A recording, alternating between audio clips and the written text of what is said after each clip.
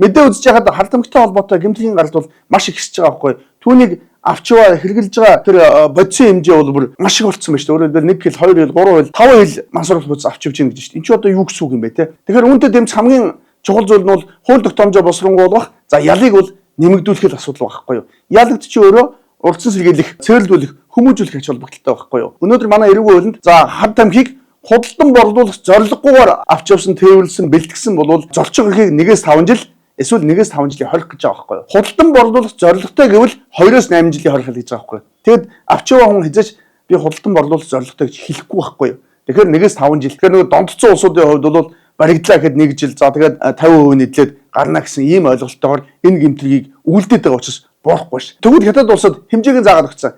50 граммаас дээш хэмжээний хар тамхиг чивсэн бол 15 жил буюу түүнээс дээш цаазаар харалттай байгаа ш. Тэгвэл Монгол улсад 1-5 жил гэж 1 жил гэж байгаа байхгүй юу? Хэдхэн сар суугаад гарч болох нь шүү дээ. Ийм л учраас энэ төрлийн одоо гэмтгийн гаралт борохгүй байгаа байхгүй юу? Тэгэхээр энийг хүн болгон анхааралд аваарай. Дунд буюу түүнээс дээш насны улсууд бол энд нөгөө өөрсдөө өлтөөгүй учраас анзаарахгүй тоохгүй байгаа. Бага насны хүүхдүүд, залуучууд бол маш ихээр бол өлтөж байгаа. За үүнийг нь аав ээж нар мэдгүйгээс болоод нөхцөл байдал маш их хүндэж байгаа шүү. За үүнд томцол мөн бас анхаарах хэрэгтэй байна. За мөн түнчлэн засгийн газрын усыг хурлаадсан үнд ач холбогдол гэж анхааралч гэж би хөлч явд хэлэх гэсэн.